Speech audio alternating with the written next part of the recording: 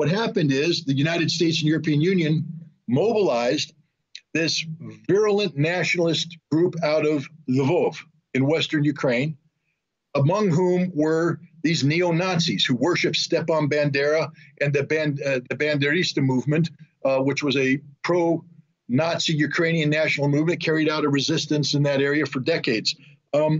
These guys came in and took over Maidan, violently overthrew the legitimate president of Ukraine, and then imposed themselves through force of violence into the Ukrainian body politic. To give you an example of how powerful they are, when Poroshenko, who was the president before Zelensky, negotiated the Minsk Accords in 2014, 2015, he agreed that all they had to do is give a special autonomous situation to their status to the Donetsk and Lugansk, and they would stay part of Ukraine. He agreed with Germany and France. Then he came back, and the neo-Nazis said, "You try and implement that, we'll kill you."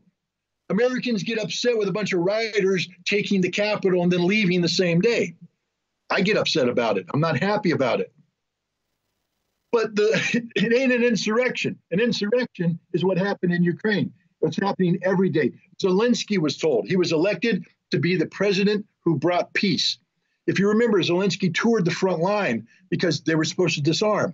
And he went up to the Azov battalion and he said, "Disarm." And they laughed at him, kicked him out. He said, "I'm the president of Ukraine." They said, "Shut up, we'll slap you." He had to leave.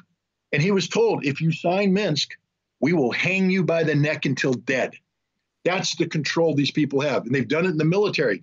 These people should have been disbanded, arrested, shot. Instead, the military absorbed them and then promoted their officers throughout the ranks so that there's neo-Nazis everywhere. And the biggest embarrassment of all is when British, American, and Canadian troops go to Ukraine to train that military and NATO tactics, NATO equipment. The photographs show that they're training the Azov battalion because those were the first units the Ukrainian military brought forward for training. We trained Nazis.